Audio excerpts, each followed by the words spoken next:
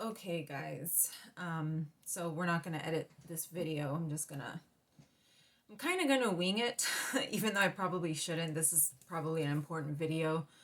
So this is going to be my 9-month check-in. So this is the month of October was my 9th month after I did exosomes. As you can see, I have wet hair. I had a moment alone, and today is October 29th. And so I was like, I need to film this video because this month was really something else. So this video might be a little bit weird. My hair's wet. It's kind of lopsided, but I'm trying to get this one out. So I typically try to focus on what went on, physically during the month, but there may also be, I'm kind of going to talk about my thought process with this one a little bit because this month has felt very convoluted. I don't know if that's the right word, especially right now towards the end of the month. So, month 9 was horrible. This was the worst month. Well, I mean, it's been pretty bad this whole time, but this month it was like a double whammy of just everything. So, I started the month off with a bout of diarrhea, pretty painful diarrhea. So I started feeling kind of weird from my stomach, like right at the beginning of the month. I think it was around like the 2nd of October. Right on time for my birthday. I turned 38 on the 3rd. And so I don't know, my stomach started feeling weird. My mom made me my favorite soup for my birthday, and so I thought maybe it's that. Because I haven't really been strained from my diet, but I had actually, I had talked to you guys in my previous check-ins, and I talked about how my stomach kind of felt a little bit better. Like, that was kind of one of the first things that happened, like right after the infusions, that my stomach kind of calmed down. And then it was kind of up and down, and then it actually felt like okay. Even though I was having thoracic tightness, my stomach was kind of chilled out. Not perfect, but it was like chilled out, which I was like, okay, at least I have that, even though the thoracic tightness, sorry, my throat is like really dry. I should have brought my water.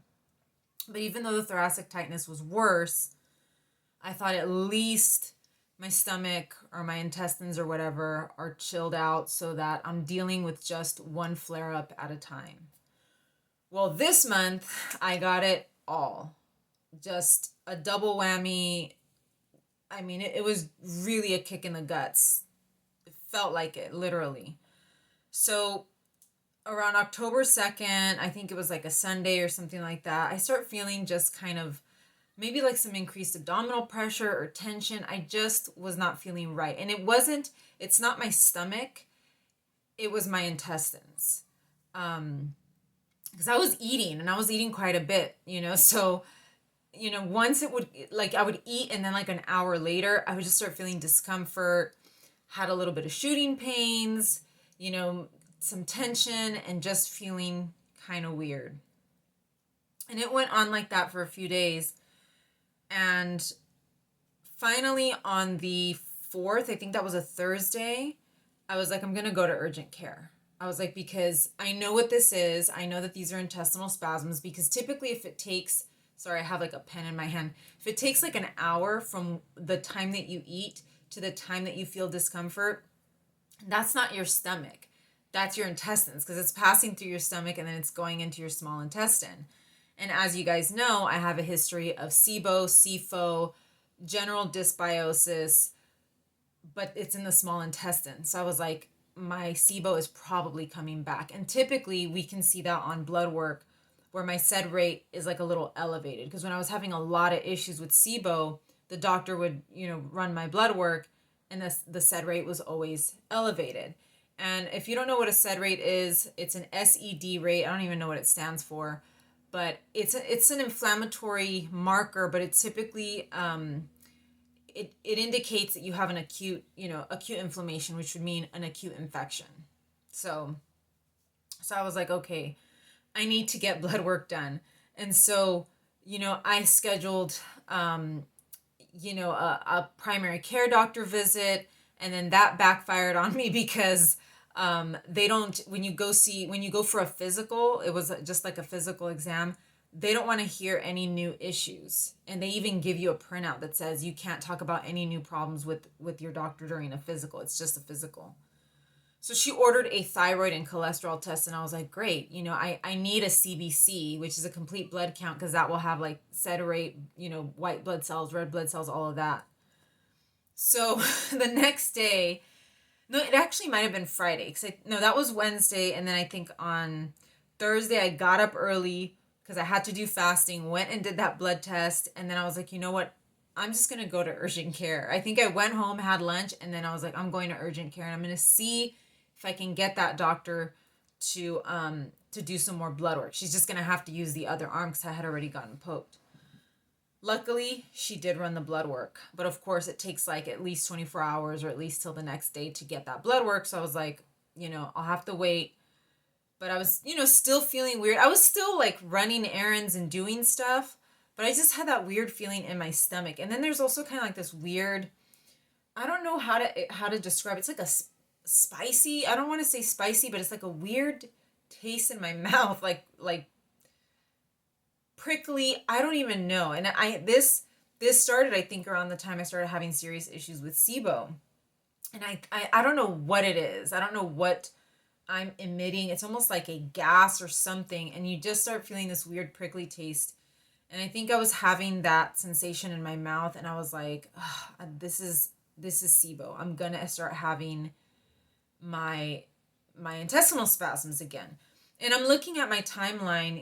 I stopped IVIG in April, haven't gone back on it. I may have to try to get back on it again soon, just attempt it. But it's been since April. So from April to October, that's what? June, July, August, September, October. So that's been like 6 months that I've been off of my IVIG. And of course, as I mentioned in my previous check-in, the longer I'm off of my IVIG, the more my old symptoms start creeping in. And if the exosomes are not able to do the job on their own, then my symptoms are going to start coming back. And so in my mind, I was like, my symptoms are coming back. They're probably going to come back with a vengeance. And so I'm panicking. I'm panicking because it's like, if I try my IVIG and it doesn't work and I'm still having these horrible side effects, what am I going to do? So, so I think it was Thursday, got the blood done, went to urgent care. She ran blood work. I ran some errands, got home. Within I guess a couple of hours, I was starting to feel lower abdominal discomfort. And I was like, this is not feeling good to me. I mean, I had the most painful cramp. I was also due for my period. That's another thing I got to write down here on my list. I was also due for my period, and it hadn't come. I had been, it had been like every 23 days, and I was already past the 23 days. And I thought to myself, am I going to have my period? Like, it was really bizarre, just like out of the blue, this really strong cramp, similar to some of my severe period pains that I've had in the past. And I was like, oh my God, like I freaked out. I luckily I had the bottle of Advil right next to me, and I grabbed 2 Advil, threw them in my mouth and swallowed them. But that cramp left me feeling uneasy, and it was no longer upper abdominal, it was lower abdominal pain. So I ran to the bathroom. Typically I can't go to the bathroom more than once a day, other than the morning. And I went, and I saw that it was loose stool. Not diarrhea yet. Went back to my room. I was like, I hope that was where the cramp was coming from, because it was really painful. And so I was like, I'm glad I took the 2 Advil. Hopefully that'll take the edge off. Within, I think, another 30 minutes, I was feeling it. And I was like, I need to go back to the bathroom. So I ran back to the bathroom, and it was full on diarrhea. So I was like, this is not good. Like, I was happy that I had gotten the blood work done, because I had the blood work done just a few hours before. So I said, the blood work is definitely going to show something, because I've either got food poisoning, something's going on. I am not feeling well. the funny part was that I wasn't feeling tired or dizzy. I wasn't feeling, um, my energy was actually pretty okay. And I do remember back when I had the SIBO pretty bad, I actually felt kind of dizzy and kind of off and like tired, and my energy was okay. I had been off of my oxygen the whole day because I had been running around to doctor's appointments and urgent care and all of that. And so it was kind of weird to me. I was like, that's bizarre that I'm literally full on diarrhea, but physically I was feeling okay. The previous month, I think I'd been having shoulder pain, joint pain, and I was actually doing okay. My legs had been hurting, and that day, my legs and my feet and my knees were pretty okay. So I was like, it's just weird to me because usually symptoms kind of accompany each other. Um, from that point on, so that was probably October 4th or 5th, somewhere around there. From that point, probably 2 solid weeks of just abdominal tension. My rib cage tightened up like crazy. I mean, it was like one problem on top of another. I mean, I felt like it was just squeezing me so bad. Abdominal pain, tension, just so bad. And that went on, like I said, for a couple of weeks. So from the beginning of October down to about the middle of October, just this issue. My stools did not have not gone back to solid, but they're solid, but they're very soft still. They normalized, but they're soft. Whereas before I kind of had a mix of soft and sometimes harder. I am taking a multivitamin because sometimes that kind of will solidify things. Typically, multivitamins constipate me, but that hasn't happened. So my stool has remained softer. It took, like I said, until about the middle of October for things to calm down. I am still dealing with some abdominal pain, probably a little bit of intestinal spasms and things like that, but it seems to be tapering. And so my thought process here was I need to get back on my IVIG because I'm going to be having this diarrhea over and over and over again until we can calm these spasms. And the IVIG was pretty good at not only calming the spasms, but stopping the diarrhea. Even though it did take a while when I was on IVIG, it took probably close to a year to stop a lot of the loose stools. It did eventually do that. But there was something that was telling me, leave it alone. Don't mess with anything because I was having the thoracic tightness, and that's been one of the side effects that the IVIG has been giving me since I started Exosomes. It makes my muscles like rigid, which again, that had never happened before. So I thought if I go back on IVIG, I already have like a lot of horrible tightness, abdominal pain, and everything. What if it makes it worse? And I'm just shooting myself in the foot at this point. So I was like, leave it alone. Something intuitively told me, just leave it alone.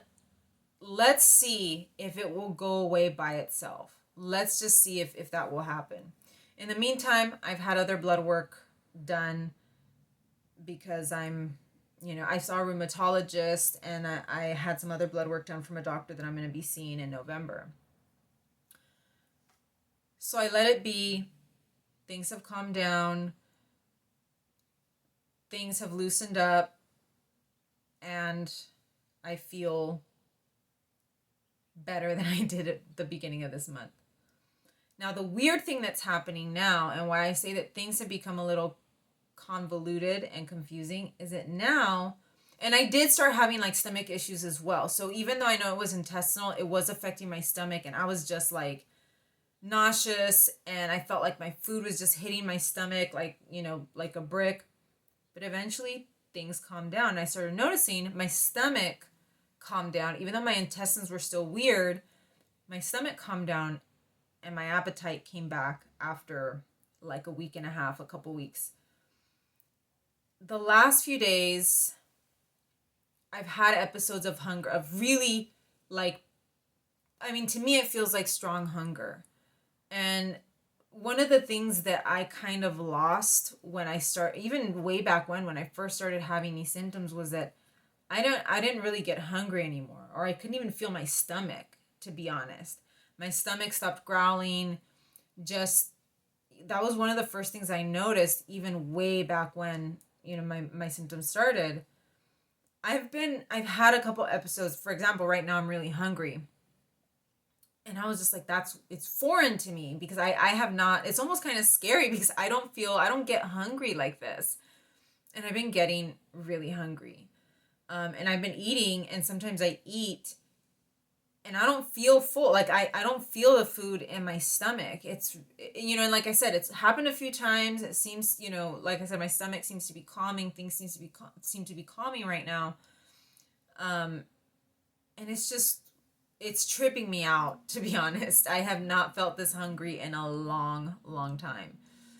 Um, I did eventually get my period after 28 days. So I looked back, and that had been, I think, my previous. I've had 28-day cycles before, but it had been a while. It had, for several months, it's been 23. Um, so my stomach calmed down. I got my period after 28 days. I'm still gonna have to see if that continues for next month. My sleep has been okay. It's been decent. I've been getting at least 7 consecutive hours, with the exception of PMS. PMS always screws up my sleep. In the last few days, I have been feeling the thoracic area kind of seeming to come back down to baseline, which is, again, very bizarre, because it had really tightened up earlier this month. And I'm still having some intestinal issues. Like sometimes I eat, and once it hits my intestine, it kind of hurts a little bit, or I have shooting pains or discomfort. So it's weird to me that by nighttime, the thoracic area will feel okay, or these symptoms seem to sort of be like fluctuating a lot more. Another thing that I had been experiencing early in the month is, I think, some kind of issue with my light sensitivity, where I would feel a little off, almost like it was trying to recalibrate. Um, when I first started having my light sensitivity, I would feel dizzy spells, and it's kind of like that, except a lot, a little bit more subtle. And it happened, for several days in a row. I think around that time that I had the diarrhea episode, or somewhere around that time, where I was just having this kind of weird, it felt like a recalibration, like my brain or my head was recalibrating, and I don't know how else to describe it. So I would kind of have a little bit of weird dizziness, increased pressure, decreased pressure in my head, coming and going. Just, I feel like this month has just been a lot of fluctuation, back and forth, back and forth. Like I said, I haven't experienced improvement. I can't say I've experienced improvement. My stomach feels decent. Like I said, I've been feeling hunger, and in that department, I feel pretty good, at least in the last week or so. But again, I can't say, oh, I'm doing better. I'm so much better than I was before. But a lot of fluctuation. I have had knee pain. I'm actually having knee pain right now. I've had leg pain, knee pain, foot pain. But again, these symptoms, it seems like if I'm not having one, I'm having another one. Then that one goes away, then I have something different. Then that one goes away, then I have something different. For a while, I was having foot pain. I think that was in my last video. I would go for my walk, and I would come home, and it's like, why do my feet hurt like this? Or why are my legs or my knees hurting like this? Because they never used to hurt like that when I would go for my regular everyday walk. Then that went away. Then I had the diarrhea and the intestinal spasms. It's just this constant back and forth.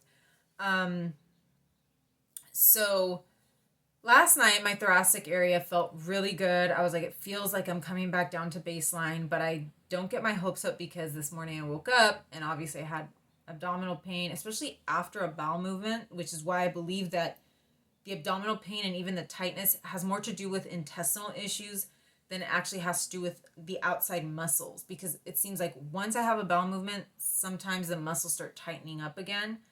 And that to me seems more like an internal issue.